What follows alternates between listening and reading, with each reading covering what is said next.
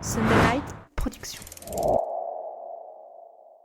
Maintenant, je pense que tout ce que j'ai vécu depuis 2021 jusqu'à maintenant où je te parle, apprendre à mettre mes limites en me disant, mais en fait, maintenant, la personne à qui je dois plaire le plus, c'est moi. Ce que j'ai vraiment besoin, c'est d'être en complet accord avec moi-même. J'ai peut-être besoin de plus de repos, plus de moments toute seule. Et c'est une période de ma vie qui m'a vraiment appris à prendre ce temps de réflexion, à prendre ce temps pour moi que peut-être je ne m'octroyais pas avant. Bienvenue dans Ultra Talk. Je suis Arnaud Manzanini et chaque semaine, je me plonge dans des discussions captivantes avec des esprits audacieux pour vous lancer vous aussi dans des aventures hors du commun. Des sommets de l'ultra trail aux routes infinies de l'ultracyclisme, de l'alpinisme aux horizons lointains de la voile, toutes les facettes du monde ultra sont explorées. C'est parti pour un nouvel épisode. Je suis avec Anaïs Kissler aujourd'hui. Bonjour Anaïs. Bonjour Arnaud. Je suis très heureux de te revoir aujourd'hui, puisque je vais expliquer notre rencontre. Je suis très heureux de te revoir et je suis très heureux de te recevoir sur le podcast Ultra Talk. Comment tu vas ? Écoute, ça va plutôt pas mal. Je vais bientôt l'entraînement là aujourd'hui. Je me réjouis, on recommence les mardis matins. Et puis, on a un bon chemin à faire avant le prochain combat. Le prochain combat, justement, Anaïs est boxeuse professionnelle. Je l'ai expliqué en introduction de l'épisode, juste avant qu'on ouvre les micros avec Anaïs. Donc Anaïs est boxeuse professionnelle. Alors c'est une des raisons pour laquelle j'ai voulu l'inviter sur ce podcast, sur le podcast Ultra Talk. Mais l'autre raison, c'est que j'ai eu l'occasion de rencontrer Anaïs lors de Race Across Switzerland, il y a quelques semaines de cela, où Anaïs était volontaire sur cette édition. Et quand on rencontre Anaïs, qu'on passe 3-4 jours ensemble avec des moments de fatigue extrême, mais qu'on partage avec elle une joie communicative, un enthousiasme, et quand on apprend son parcours, ce que je ne savais pas avant notre rencontre, je me dis qu'elle a totalement sa place sur Ultra Talk. Donc je suis vraiment ravi de pouvoir t'accueillir sur le podcast, que tu nous partages ton parcours, ton enthousiasme aussi. Et je vais commencer par cette première question, Anaïs, que je t'adresse. C'est, est-ce que tu peux te présenter pour les auditeurs, s'il te plaît ? Oui, avec plaisir. Déjà, merci de m'inviter sur le podcast. C'est avec grand plaisir que j'y participe. Moi, je m'appelle Anaïs Kissler. J'habite en Suisse. Et puis, je suis infirmière de métier. Et en fait, en parallèle, je fais de la boxe anglaise. Et puis, depuis 2021, j'ai passé boxeuse pro, comme on dit. Alors, pourquoi tu dis comme on dit ? C'est quoi le truc ? Typiquement, la boxe amateur, c'est 3 rounds de 3 minutes avec protection. Tu as les casques, des gants qui ont une certaine taille. Puis quand tu passes en pro,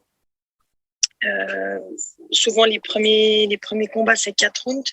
Puis après, tu augmentes 6, 8, voire 10 ou 12 selon le combat. Et puis là, il n'y a plus de casques. Et puis, c'est des gants qui sont un petit peu plus petits aussi. Alors, à quel moment la boxe, parce que moi je t'ai vu très clairement, t'es sportive, ça se voit, t'as un physique de sportive. À quel moment la boxe est arrivée dans ta vie et qu'est-ce que tu faisais petite ? Est-ce que tu as toujours été sportive ? C'est dans ton ADN ? Qu'est-ce qu'elle faisait, Anaïs, petite ? Alors, j'ai toujours été très active, effectivement. J'ai grandi dans une famille qui était aussi très dynamique. On a passablement fait de ski, j'ai fait énormément de natation. Après, j'ai fait des sports un peu de collectif en faisant du volley. J'ai toujours énormément bougé. Et puis, le sport de combat est arrivé un petit peu par hasard dans ma vie. Je voulais faire un sport de self-défense. Mais moi, j'habitais à Neuchâtel, puis il fallait aller à Chaux-de-Fonds. J'avais pas de véhicule. C'était un peu compliqué. Du coup, je suis tombée sur un club de full contact. Et puis, c'est par là que j'ai commencé les sports de combat. J'ai fait quelques années de full contact avec des compétitions. Et à la base, c'était pourquoi, Anaïs, à la base ? C'était pour te défendre ou pour juste faire un sport de combat ? C'était quoi la motivation première ? Il y avait un peu des deux. Il y avait l'idée de pouvoir être sûre de moi quand je sortais, en tant que femme aussi, on entendait de plus en plus de choses. J'avais envie de pouvoir me sentir sûre. Et puis après, le sport, c'est aussi quelque chose qui, moi, me canalisait dans mon énergie. On se comprend. C'était un joli combo, on va dire. Et puis voilà, du coup, j'ai commencé la compète. Il a fallu négocier avec mes parents parce que j'avais pas 18 ans. Puis voilà, le parcours a commencé comme ça. J'ai fait 3 ans. Puis après, quand je suis arrivée à Lausanne, j'ai arrêté le full contact. J'ai quand même participé au championnat du monde de full contact. Et puis, après cette 3e place au championnat du monde, j'ai décidé de faire une pause, d'arriver à Lausanne pour mon école d'infirmière. Puis Là, ça me manquait un peu, donc j'ai recommencé, mais j'ai trouvé un club de boxe, du coup.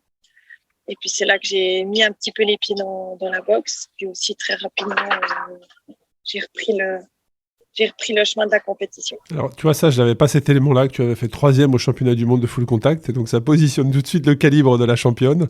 Donc, bravo pour ça. Tu vois, j'étais passé à travers. Et qu'est-ce qui a fait que tu n'as pas continué sur du full contact pour, pourquoi pas, viser un titre mondial? C'est le fait de ne pas trouver de club qui t'a fait basculer sur la boxe, c'est ça? Un peu des deux, ouais.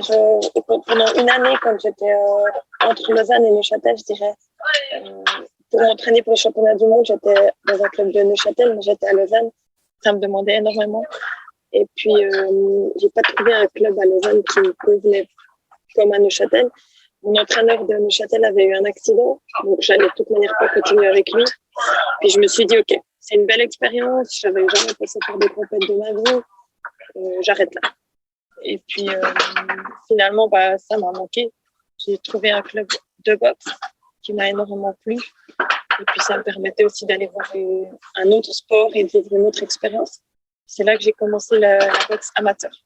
Alors, la boxe amateur, ça aurait pu être effectivement un loisir, hein. Comme tu l'as dit, tu nous as expliqué quelle était la différence entre la boxe amateur et la boxe professionnelle, hein. C'est une question en fait plus tu montes en niveau, plus tu professionnalises, on va dire, les combats, plus la durée, plus le nombre de rounds est important. Donc ça veut dire la préparation physique en amont doit être importante.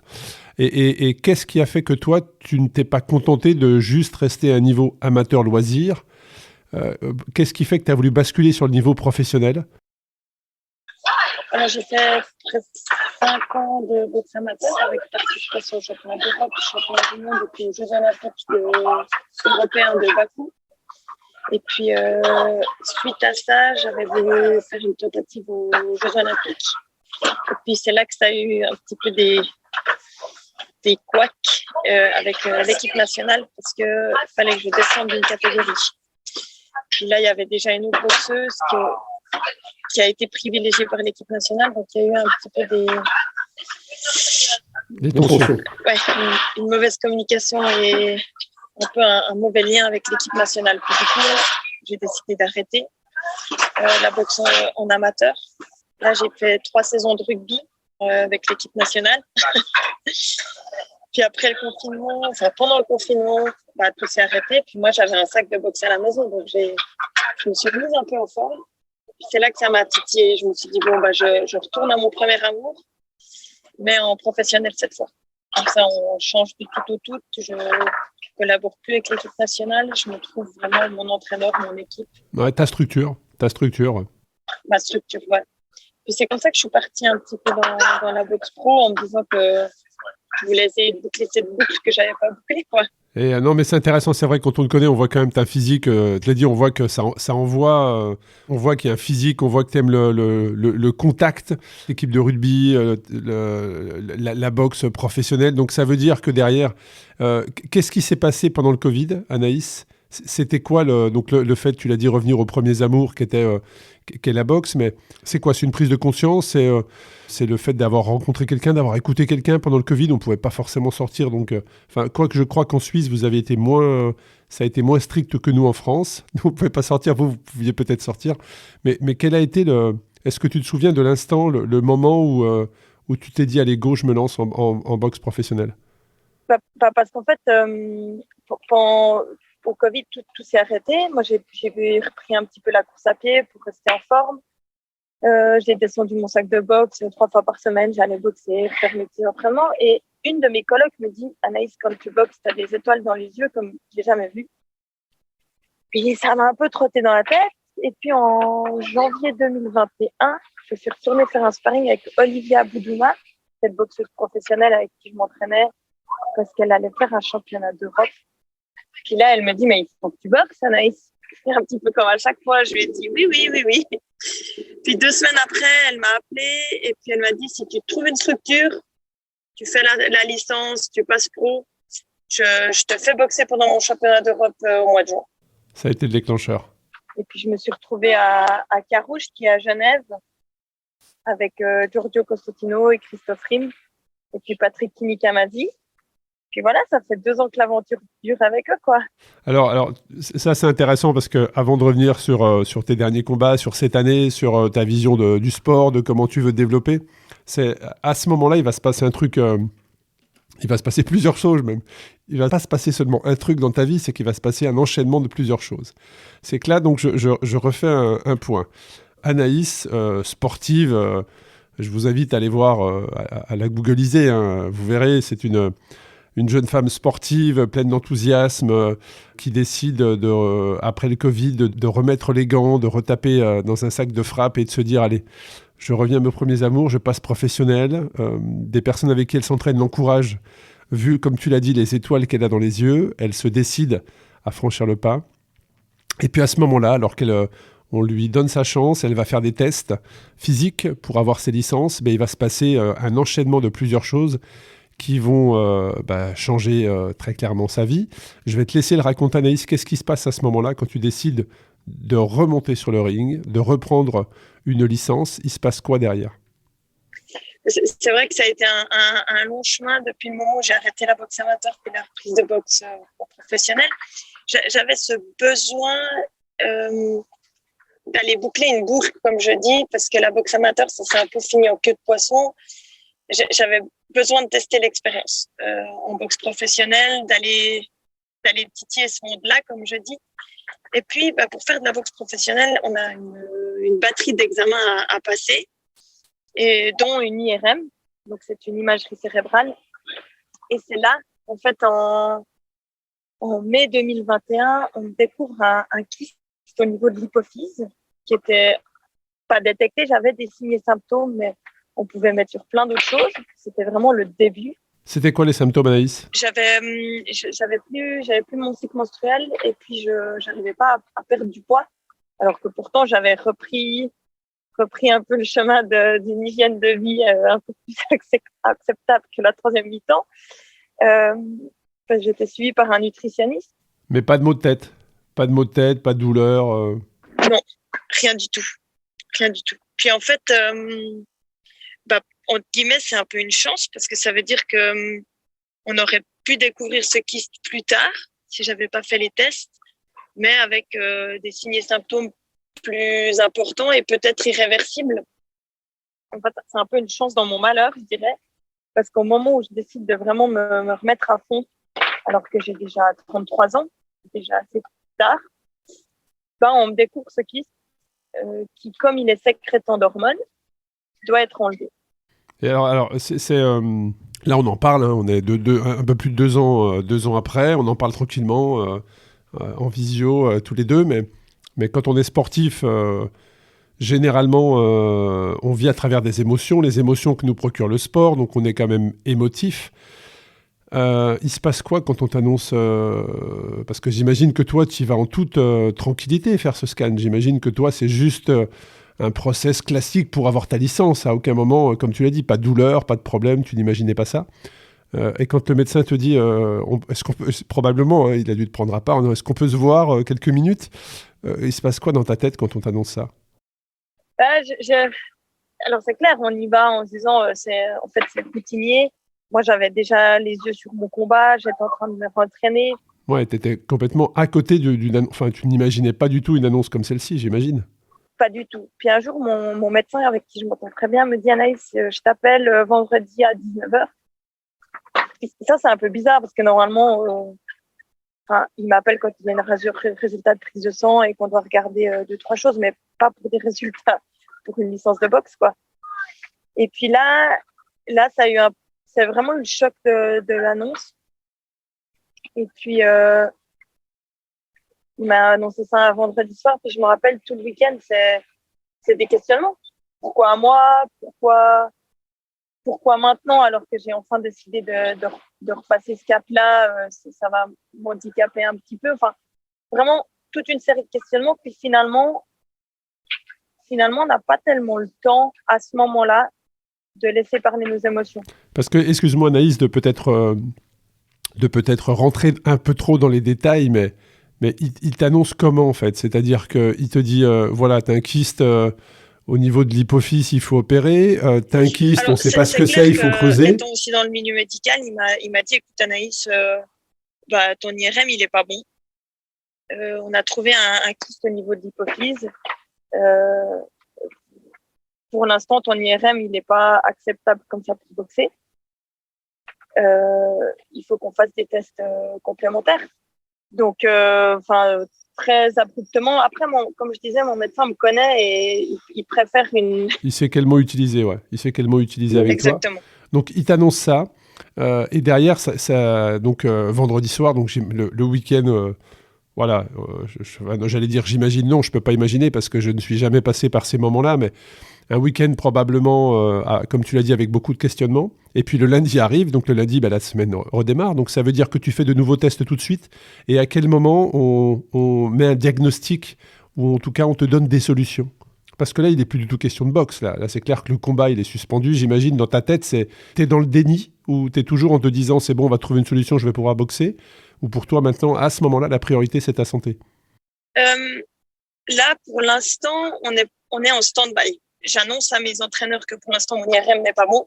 Parce que dès le départ, on a vraiment une relation de confiance où ils ont besoin de savoir ça. Donc moi, je leur annonce ça le lundi en disant, voilà, c'est la merde. Mais j'ai des tests qui vont avoir lieu.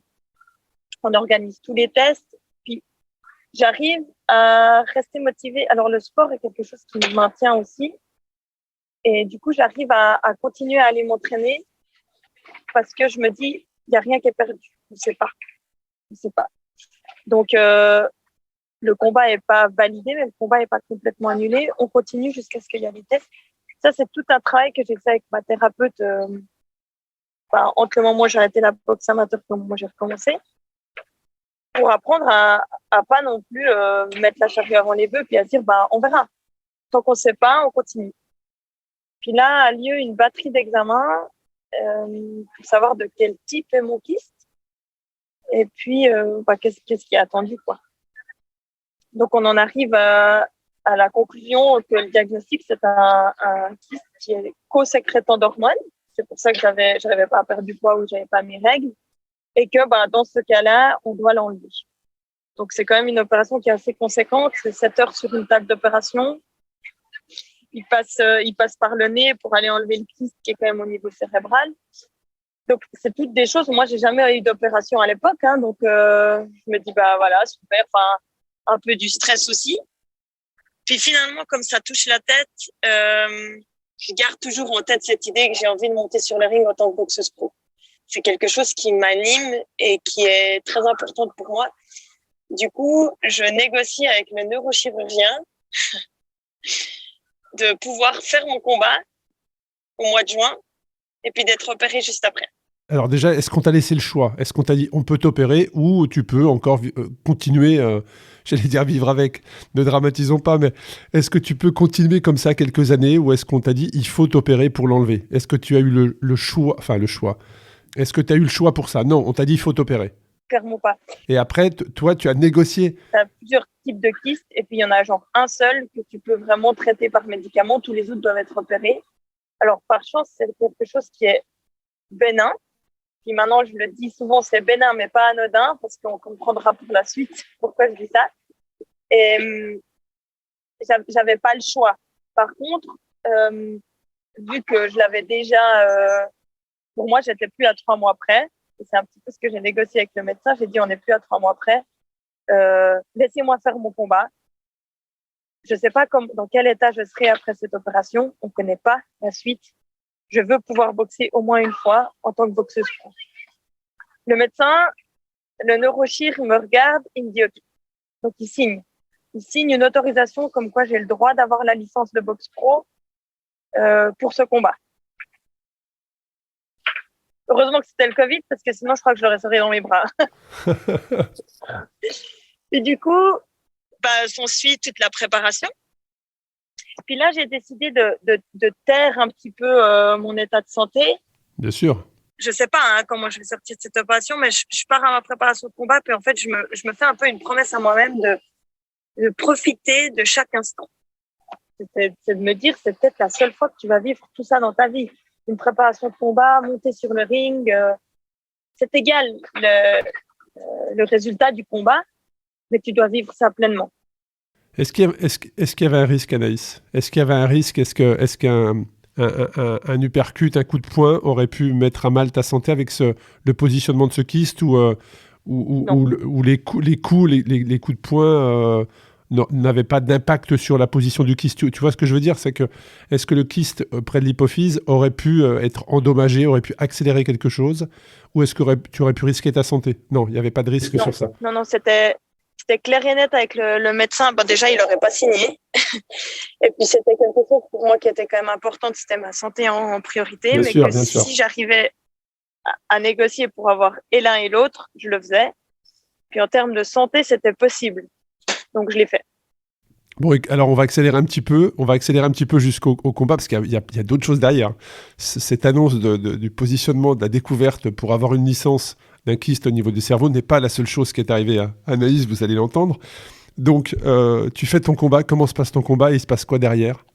Incroyable, le combat, j'en ai encore les frissons quand j'y pense, cette montée sur le ring, finalement j'ai gagné, c'était magique, c'était incroyable. Puis la semaine d'après, je rentrais à l'hôpital. Ben oui, c'est ça. C'est que là, on parle d'ascenseur émotionnel souvent sur le podcast. Hein, les fidèles auditeurs vont tout de suite comprendre de quoi je parle. Cette fameuse sinusoïde où tu connais des moments d'euphorie, puis après des moments de doute. Alors là, très clairement, est-ce que... j'imagine que oui, là, très clairement, tu as dû profiter un max de cette victoire. Donc tu gagnes et la semaine d'après, tu es sur la table d'opération. Qu'est-ce que tu t'es dit à ce moment-là? J'ai préparé cette opération comme un combat. Vraiment, je me suis dit, OK, il faut que tu sois prête. Donc, je me suis renseignée. Je me suis préparée pour être le mieux. Puis après, en fait, tu rentres à l'hôpital. Puis il y a eu une fois où je me suis dit, OK, t'as de la chance dans ton malheur, c'est qu'ils l'ont découvert tôt. Parce que la personne qui était à côté de moi à l'hôpital, elle avait des signes et symptômes qui étaient beaucoup plus paralysants et qui étaient irréversibles. Donc, je me suis dit, OK, bah, t'as une chance dans ton malheur.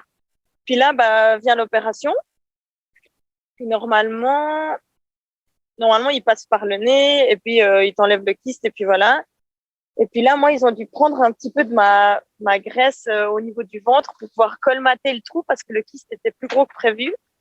Du coup, j'ai dû faire du lit.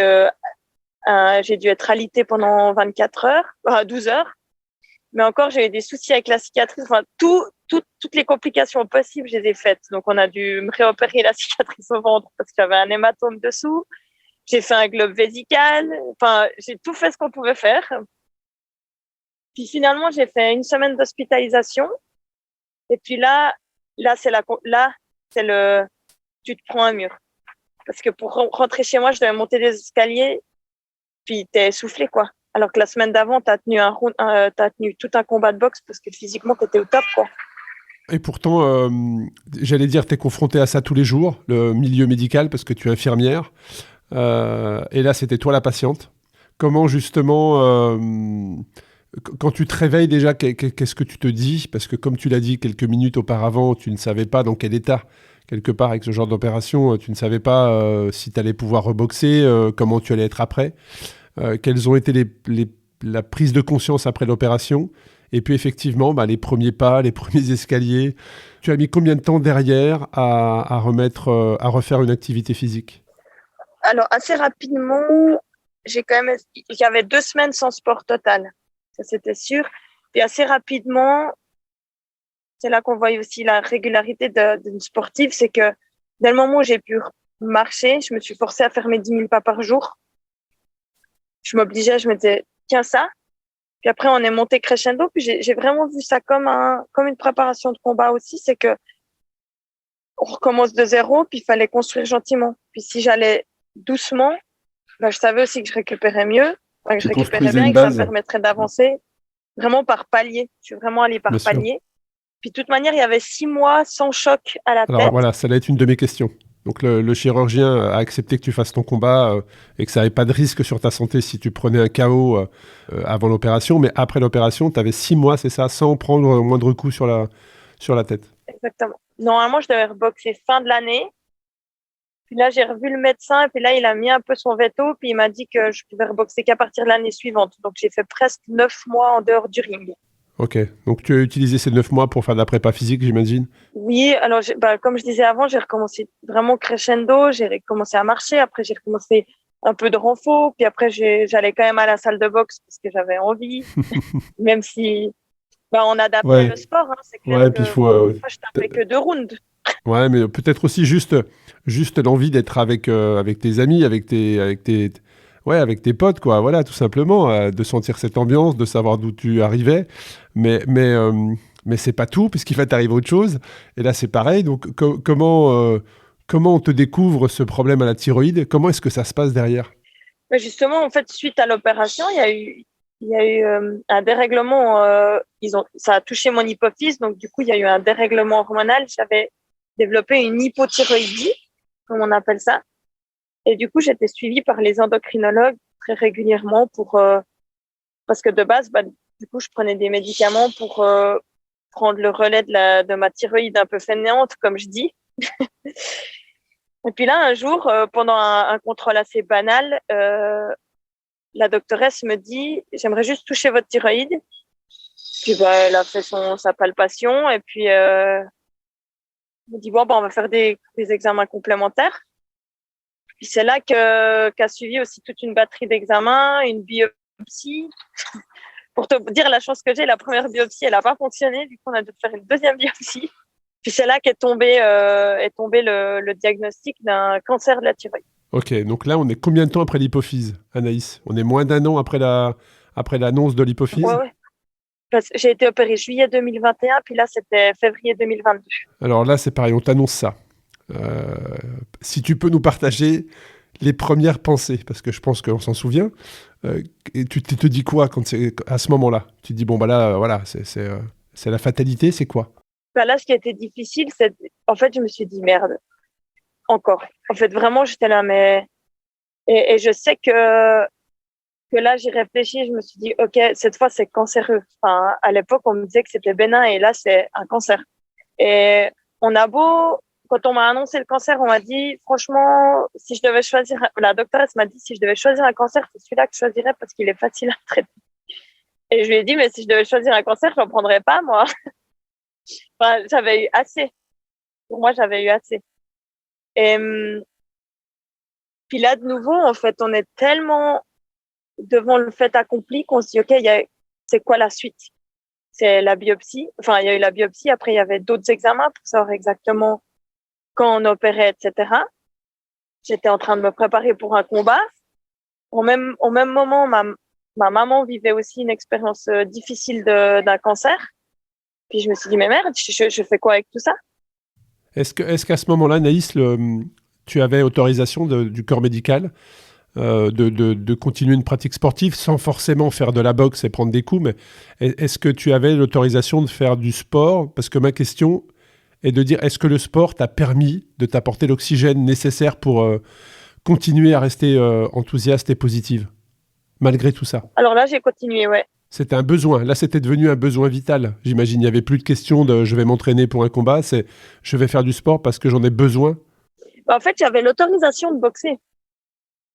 C'est assez paradoxal, mais de nouveau, j'avais la même optique qu'à mon premier combat. Je voulais faire mon deuxième combat avant d'être opérée. Ce qui a été en fait une mauvaise idée parce que le deuxième combat là au mois d'avril a été très compliqué. J'ai perdu, puis la semaine d'après, j'étais opérée aussi. Puis en fait, quand je dis une mauvaise idée, c'est que la première fois, ça avait bien passé, mais c'était pas la même opération. Et ce que j'avais pas conscience, c'est qu'en fait, la thyroïde est quand même un centre important des émotions. Et en fait, quand on devait m'enlever qu'un bout de la thyroïde et puis je gardais l'autre moitié. Et le premier week-end où on m'a enlevé la thyroïde, ça a été une cata. C'était Europa Park des émotions. J'ai passé de la tristesse à la colère. Je comprenais rien à ce qui m'arrivait. Ça a été un réveil assez compliqué, vraiment.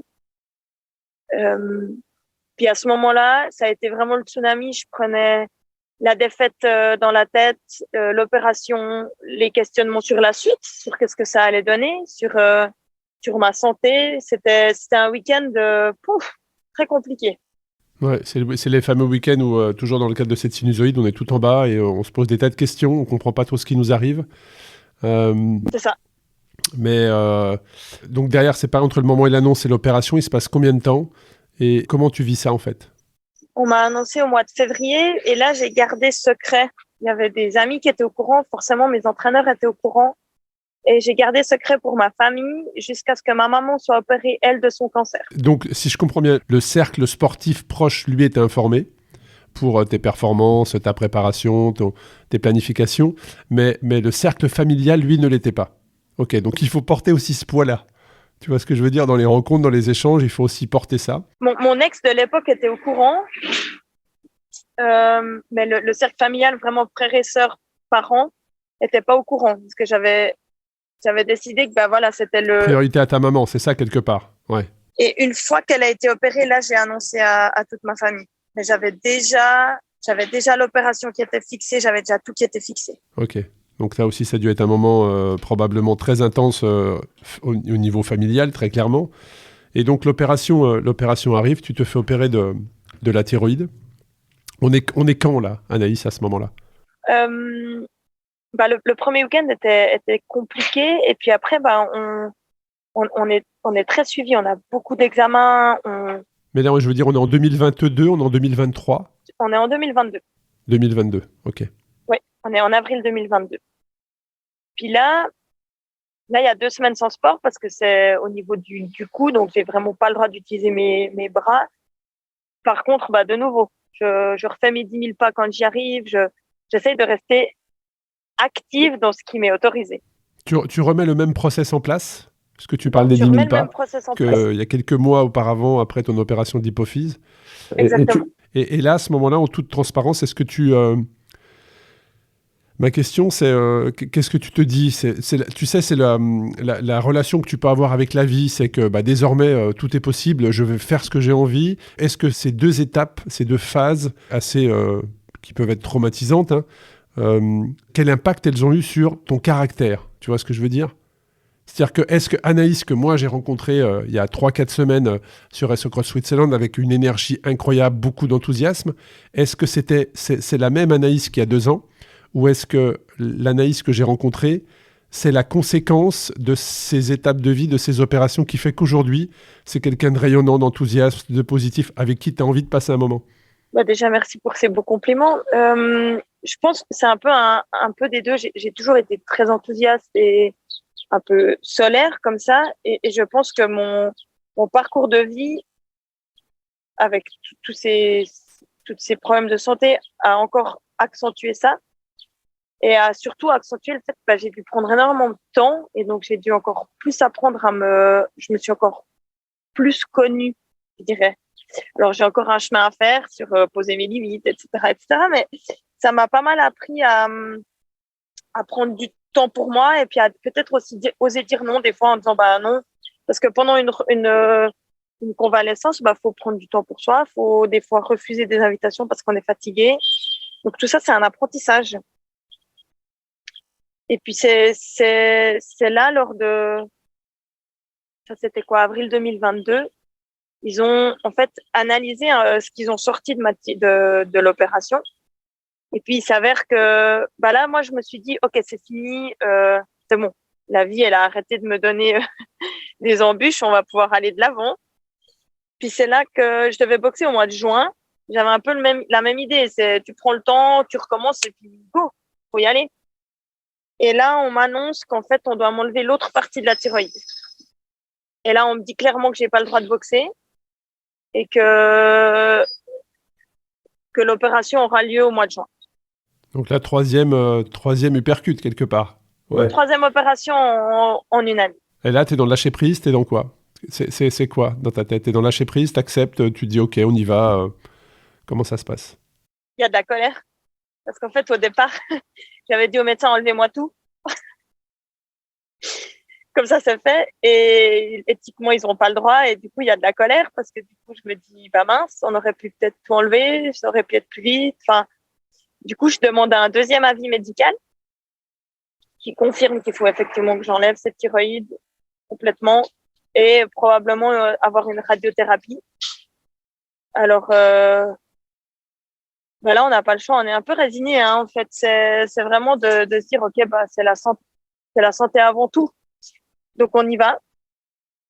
Et puis là, a lieu la deuxième opération. Je suis un peu plus sereine parce que je sais ce qui va m'arriver. Et là, on m'enlève toute la thyroïde avec une partie des ganglions.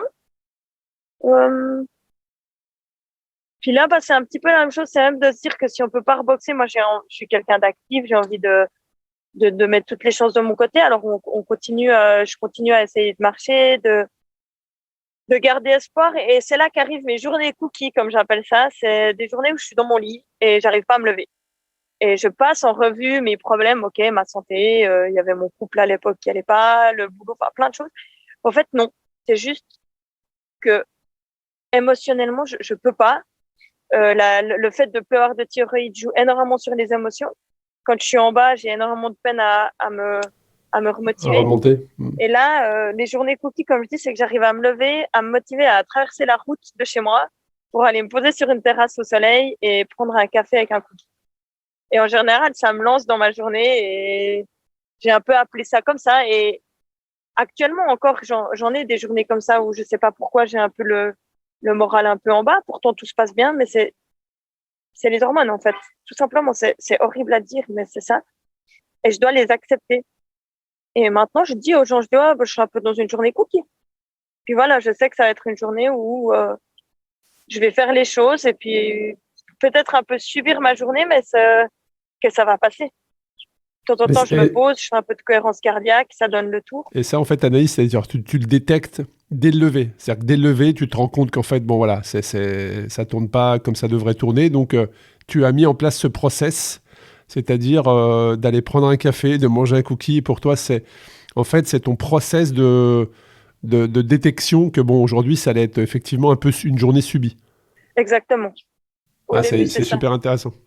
Cette fameuse journée cookie, je pense que beaucoup vont le comprendre. Mais du coup, c'est un peu un process et maintenant je le fais encore, d'être dans mon lit le matin, puis me dire, OK, je me sens comment? Et puis, maintenant, une année après, c'est vrai que je me rends compte que j'arrive beaucoup mieux à gérer et puis à accepter, en fait, c'est vraiment quand je dis une nouvelle Anaïs, dans le sens où, j'ai vécu 33 ans avec une Anaïs qui, tout le temps, je dis pas que j'étais jamais fatiguée, mais je me posais pas de questions, j'avais de l'énergie et tout. Maintenant, j'en ai encore énormément. Je confirme. J'ai une nouvelle Anaïs pour certaines choses où effectivement, j'ai peut-être besoin de plus de repos, plus de moments toute seule. Et c'est une période de ma vie qui m'a vraiment appris à prendre ce temps de réflexion, à prendre ce temps pour moi que peut-être je m'octroyais pas avant. Ouais, déjà merci pour ce partage et puis après ce troisième coup cette troisième annonce où il faut effectivement t'opérer pour t'enlever la totalité de la thyroïde, en juillet 2022. Entre-temps, tu es remonté sur le ring au moment où on se parle. Tu fais beaucoup de sport, tu te lances dans des aventures bikepacking à vélo. Pourquoi pas un jour être au départ d'une race cross, hein, on verra ça. Ça trotte dans ma tête, c'est vrai en 2024. Mais derrière, donc j'imagine qu'après cette troisième opération où on t'enlève la totalité de la thyroïde, tu remets en place ce process de 10 000 pas par jour. Voilà. Et qu'est-ce que... Parce que tu es remonté sur un ring, tu es aujourd'hui boxeuse professionnelle, donc tu es dans ta préparation, tu as quelques minutes là d'aller à nouveau t'entraîner. Comment ça va depuis juillet 2022 en fait? Comment tu es revenu au niveau? Est-ce que tu estimes être revenu au meilleur de ta forme? Comment tu gères ça? Combien de combats tu as fait? Alors là, en juillet 2022, après, il y a eu un automne un peu compliqué. J'ai rompu, j'ai dû déménager et j'ai fait une radiothérapie tout entre septembre et octobre. J'ai fait ma radiothérapie. C'est une radiothérapie un peu spéciale parce que c'est vraiment sur un week-end. On me donne un comprimé d'iode. Donc pendant un week-end, je suis radioactive. Donc on est enfermé pendant tout un week-end, presque 3 jours à l'hôpital. Et puis là aussi, j'ai mis tout en place qu'on pouvait pour éliminer le plus possible les substances toxiques, etc.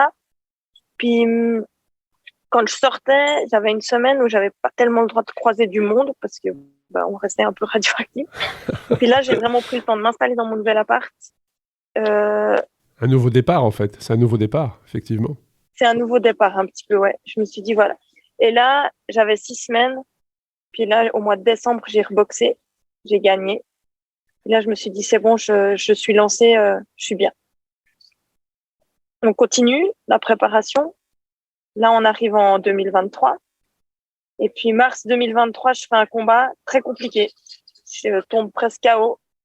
Alors, ce combat, Anaïs, je voulais qu'on en parle parce que dans la préparation de mon fil conducteur de l'épisode, j'ai vu effectivement ce combat. J'ai lu un petit peu ce qu'avait écrit la presse sur ça. Donc, effectivement, un combat, peut-être le combat le plus difficile de ta carrière, peut-être, où effectivement, tu tombes sur une boxeuse assez agressive. Alors, je ne suis pas un spécialiste de la boxe, j'ai juste lu plusieurs articles, mais assez agressive où dès le premier round, en fait, tu es compté. C'est-à-dire que tu es proche du chaos, tu tombes, mais tu te relèves. Et à nouveau, quelques secondes avant la fin du combat, à nouveau, tu es compté. Alors, ça, s'il y a bien des certitudes que j'ai dans ma vie, c'est ça. Je ne serai jamais sur un ring, donc je ne connaîtrai jamais la sensation d'être proche d'un chaos. Ça fait quoi d'être proche d'un chaos ? Ça se passe comment ? Parce que tu te relèves à chaque fois, tu refais tes combats derrière, mais c'est quoi ? On est sonné, on sait plus où on est.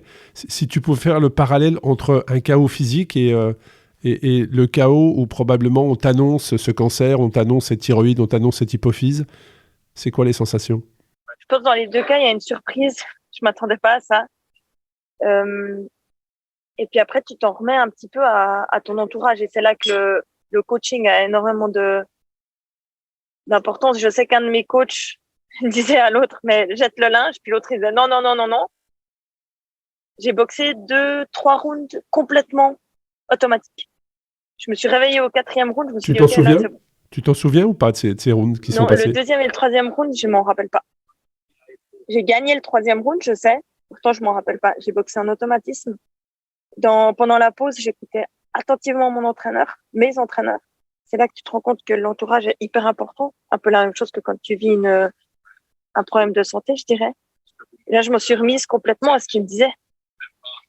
Et puis, je me rappelle quand je suis rentrée dans le 5e round, je me suis dit, là, j'ai un avantage sur elle, c'est qu'elle a jamais fait 6 rounds, alors que moi, oui. Franchement, le 6e round, j'ai pas compris ce qui m'est arrivé. Je suis retombée. Et je le vois, hein, j'ai regardé la vidéo, je me rappelle encore dans ma tête, je me suis dit, oh. Puis d'un coup, je me suis dit, mais non, en fait, je veux continuer. Donc là, je me suis relevée. Et je pense que j'ai eu énormément, en fait, de retours en me disant, mais en fait, t'as un mental qui vient de l'espace, Anaïs. Et je pense que cette détermination, elle vient aussi de ce que j'ai vécu en mode, non, non, je vais aller jusqu'au dernier gong. Par chance, il me restait 10 secondes. Et puis après, c'est là où j'ai eu vraiment le tsunami de tout. C'est qu'en fait, j'ai eu la défaite. Quelques temps après, j'ai rompu parce que j'avais retrouvé quelqu'un dans ce laps de temps. J'ai rompu. Puis là, je me suis dit, OK, il faut vraiment, vraiment faire une pause. J'étais à 1 année de mon cancer, 1 année de l'annonce. Et en fait, on dirait pas. Mais c'est vrai qu'en fait, début de l'année, j'avais plus de rendez-vous médicaux.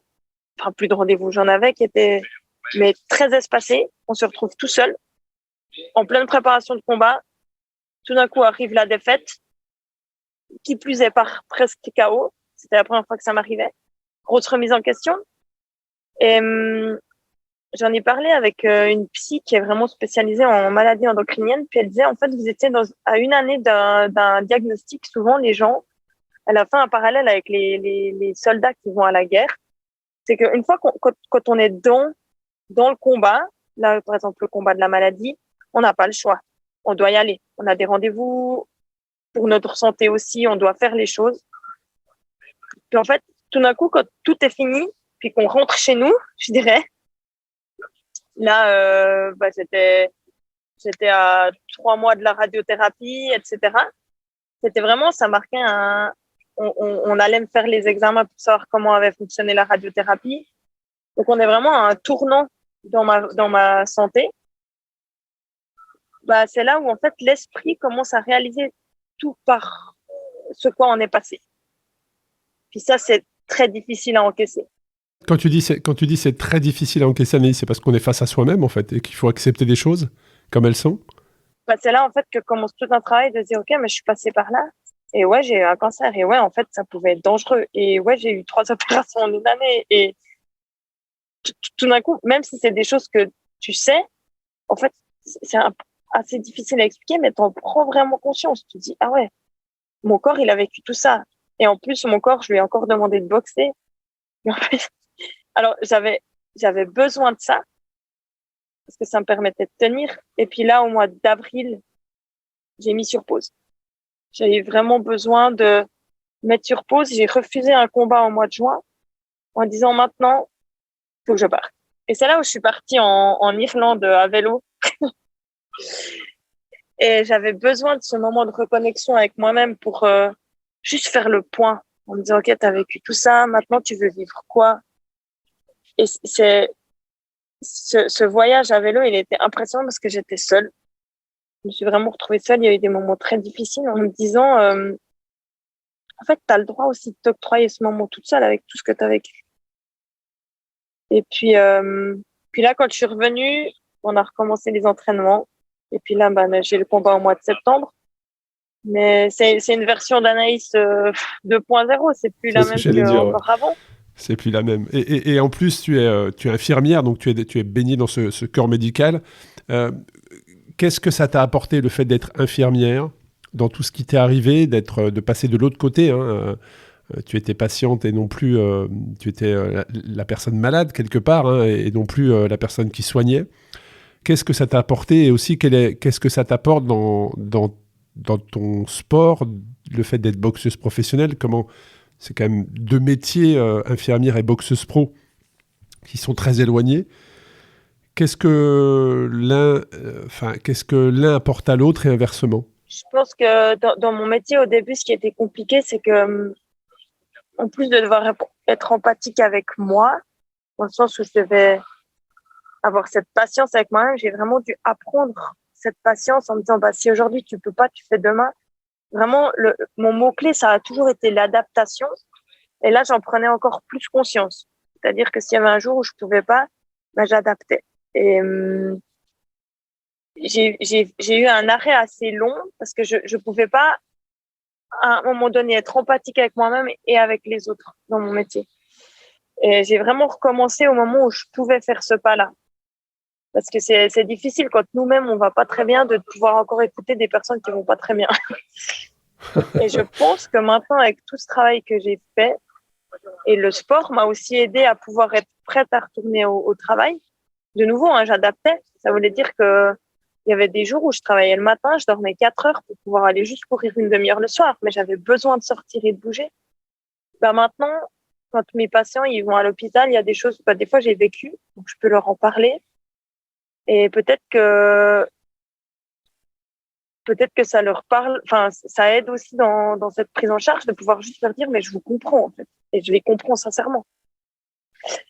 Et après, dans mon sport, et l'un et l'autre m'aident. Je dirais, je pense que la régularité que j'ai au sport, Ouais, c'est réciproque. pour pouvoir faire le sport à côté du métier, je dois être très organisée.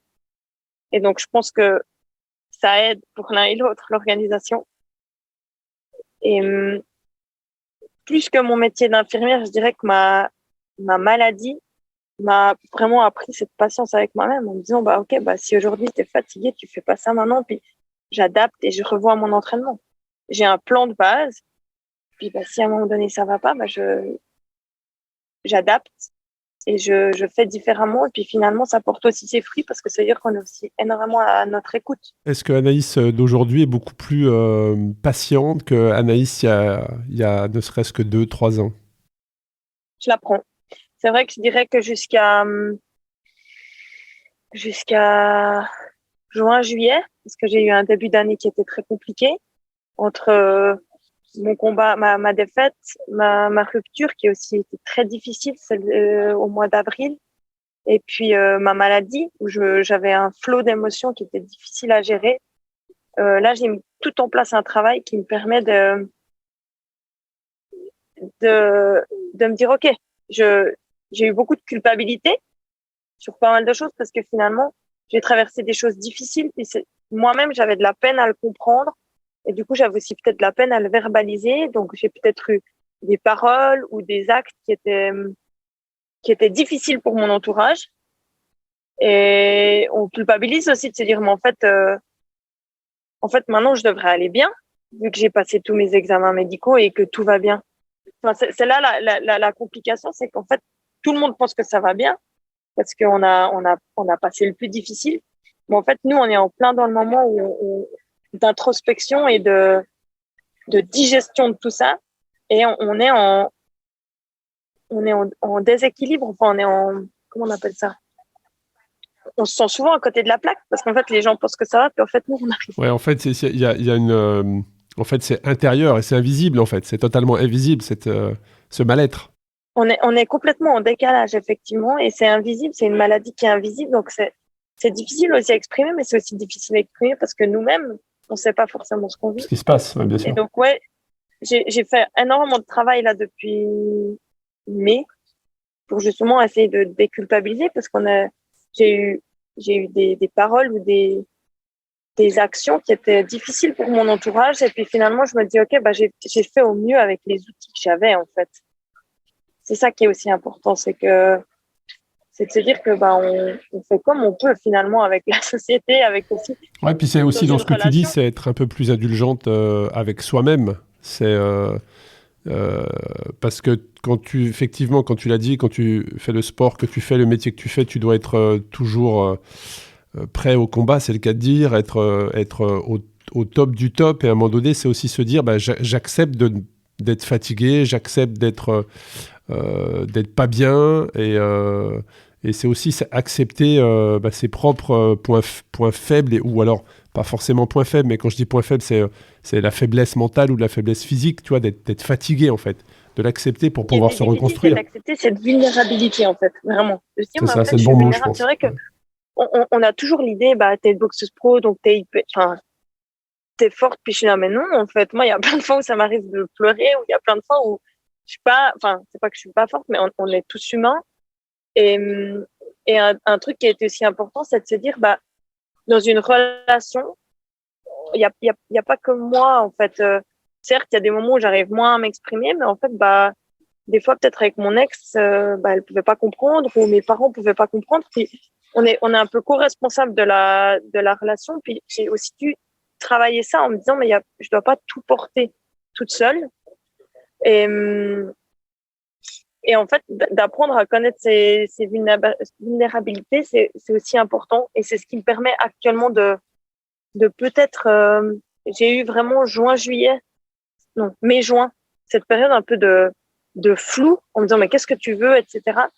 Et puis maintenant, ça me permet de repartir sur des meilleures bases par rapport à la vie en général ou avec mon entraînement. J'arrive aussi des fois à dire, bon, en fait, là, non, ça va pas. Ou ça, il faut que je le fasse différemment. Et puis mes entraîneurs m'écoutent beaucoup, ils m'ont toujours beaucoup écouté. Mais c'est aussi un apprentissage que j'ai fait dans mon métier ou avec ma famille. Ou des fois de dire, bah, aujourd'hui, ça va pas, mais je sais pas pourquoi. Donc, laissez-moi tranquille. Et la nouvelle, on va dire ça comme ça, la nouvelle Anaïs, c'est quoi ses envies ou son envie de futur? C'est-à-dire, c'est quoi aujourd'hui, là, au moment où on se parle? On est quelques semaines de la diffusion de cet épisode, hein, mais on est sur l'été 2023. De quoi elle a envie, Anaïs, aujourd'hui? C'est difficile comme question. J'ai envie, en guillemets, j'ai envie de me faire plaisir. Ça veut dire que tant que la boxe reste un plaisir, je vais continuer. J'ai envie de chercher enfin, ça paraît un peu bateau comme ça, mais avec tout ce que j'ai vécu, j'ai besoin actuellement d'aller chercher un peu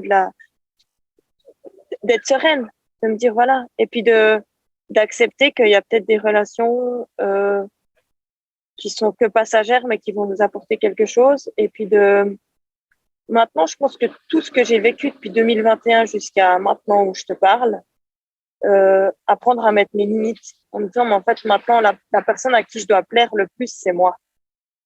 Et il y aura toujours des gens pour me critiquer, pour se dire, ah, bah, elle a fait ça, pourquoi elle a pas fait ça? C'est pas grave. Ce que j'ai vraiment besoin, c'est d'être en complète accord avec moi-même. Parce qu'on va arriver sur la fin de cet épisode, hein, je sais que tu as un entraînement dans quelques minutes, j'allais te demander si tu avais quelque chose à partager, ça aurait pu être ça. C'est être en accord avec moi-même, ça aurait pu être le mot de la fin, mais s'il y a un dernier message que tu voudrais faire passer, Anaïs, ça serait lequel? Bah, c'est un petit peu ce que je disais avant, mais c'est vrai que on est dans une société, on est beaucoup sur le paraître, sur l'ego, etc. C'est quelque chose de difficile à mettre de côté. Mais moi, ça m'a beaucoup appris à aussi savoir, c'est un peu tout bête, mais à savoir m'excuser en disant, bah, je suis désolée, j'ai fait comme j'ai pu. Ouais, oser être soi-même. Et puis, c'est vrai que si, par mon parcours, j'arrive à inspirer des gens, c'est tout bénef. C'est vrai que il y a pas mal de gens, ils me disent, ah, mais tu vois, moi, je veux pas faire ça parce que je fais pas de la compète. Mais en fait, c'est égal. Si sortir une demi-heure tous les jours, ça te fait du bien, fais-le. Enfin, moi, c'est quelque chose qui m'a aidé, mais c'est vrai que bah, de temps en temps, maintenant, je prends mon vélo, je mets même pas de montre. Le but, c'est juste d'aller pédaler et de me faire plaisir. Se faire plaisir. Ouais, je comprends. Et c'est quelque chose qui est difficile, mais verbaliser les choses. Les gens ne peuvent pas deviner dans quel état on est ou qu'est-ce qu'on vit. Surtout dans les maladies invisibles, je dirais, ou dans les choses qui sont invisibles. Et si on dit pas les choses, les gens peuvent pas le deviner. Je comprends parfaitement. Un grand merci Anaïs pour ce partage. On aurait pu discuter des heures, mais je sais que tu as quelque chose qui te tient à cœur dans quelques minutes, c'est d'aller pouvoir justement t'entraîner pour être prête physiquement. Donc déjà, un grand merci de m'avoir accordé ce temps pour ce partage et nous partager ton parcours justement. Je vous invite tous à aller vous connecter sur les sites d'Anaïs Kistler, Kistler. Anaïs est suisse. Et moi, j'étais ravi de t'inviter sur le podcast. J'étais ravi de passer un peu plus d'1 heure avec toi. Ton parcours est très inspirant.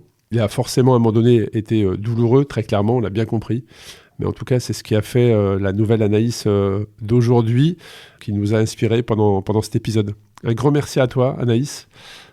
Écoute, à très bientôt sur le vélo ou à côté. Et puis, je te souhaite un bel entraînement et puis un beau combat au mois de septembre. On va suivre ça.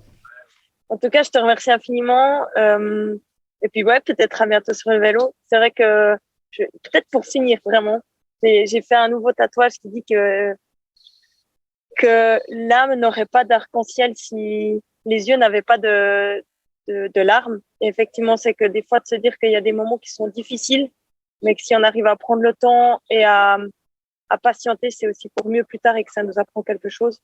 Et du coup, je souhaite à tout le monde plein de réussite et plein de bonheur. Un grand merci à toi, un grand merci pour ces mots. Et puis, je te dis à très bientôt. Merci beaucoup, Anaïs. À bientôt, Arnaud. Ciao, ciao. Merci d'avoir écouté cet épisode captivant d'Ultra Talk. J'espère que cette conversation inspirante avec des individus audacieux vous a laissé avec de nouvelles perspectives et une motivation renouvelée. N'oubliez pas que vous aussi, vous pouvez embrasser l'extraordinaire dans votre propre vie. Restez connectés sur les réseaux sociaux Ultra Talk et sur le site ultratalk-podcast.com. Continuez à vous aventurer et à repousser vos limites. À la semaine prochaine pour un nouvel épisode passionnant d'Ultra Talk.